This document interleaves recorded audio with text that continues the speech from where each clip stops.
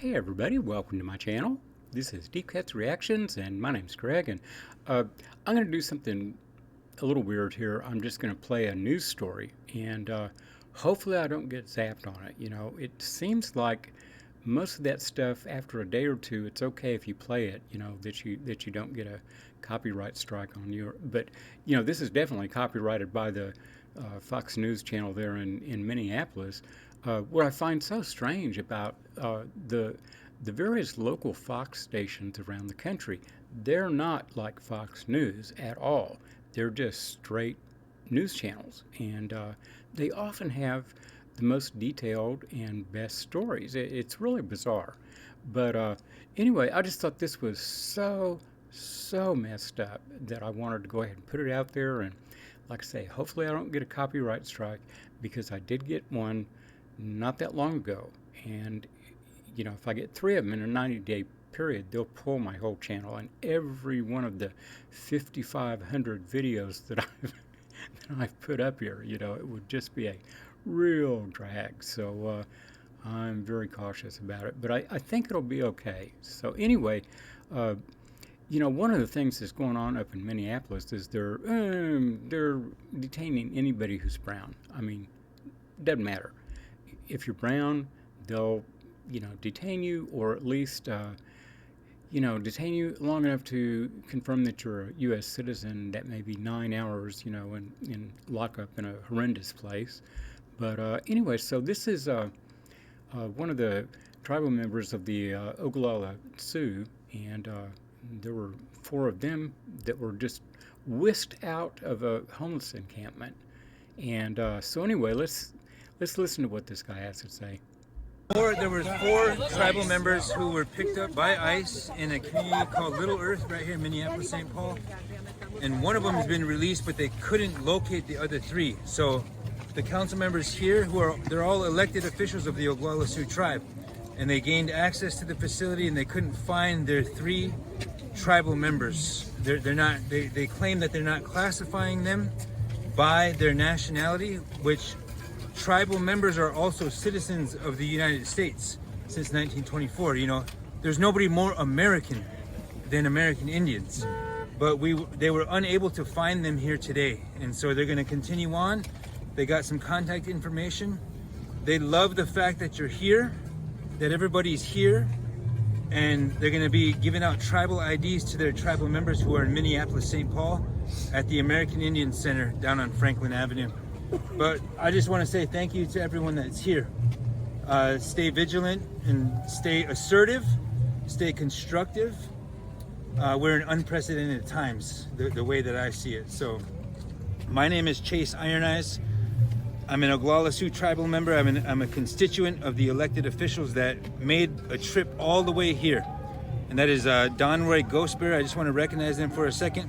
Councilman Donroy Ghostbear, Councilman George Dreamer, Councilman Garfield Steele, Councilman Tyler Lunderman, and there's one more, Councilman Ryan Jumping Eagle. They came all the way here to retrieve their tribal members who were captured by ICE, and we failed in that mission today, but it will continue. So stay where you're at and stay vigilant is all I can say. We're all concerned about, you know, this white supremacist influencer coming into town in less than 48 hours. We don't know their route, but our goal is to keep the good people of Minneapolis-St. Paul safe. So thank you very much.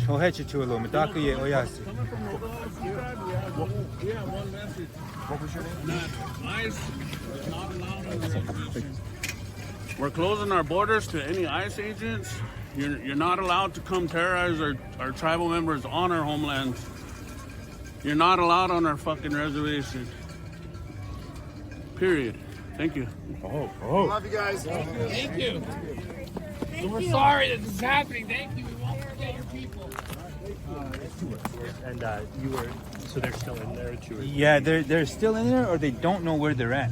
They're claiming they have not self-identified. What was your name, sir? Chase Iron Eyes. And why did ICE take them, did they say? Well, these are houseless relatives. They're homeless folks. and they must have been doing a sweep. They don't know. They claim not to know anything, so we're going to continue the search. How many? There were 4 initially, but 1 has been released. Oglala Sioux Tribal member, and so 3 of them are either in there, and they don't know that they're in there, or they were transferred to some other facility, or some other agency might have picked And them they up. were just on the street in Yeah, Little down in Little Earth, down right by the bridge on Cedar Avenue there in Minneapolis. And they didn't give them any reason that you heard or why? No, we don't know. We don't know why they picked up Native Americans. Or why It's they very- released one person? No, they weren't able to tell us any of that. The Department of Homeland Security, Kristi Noem used to be the governor of South Dakota, and a lot of these elected officials voted to ban Kristi Noem from access to the Pine Ridge Reservation. In fact, all the 9 tribes eventually voted to disallow Kristi Noem onto the reservations, and it stands that way today. So our tribal membership, our tribal leadership is concerned about retaliation.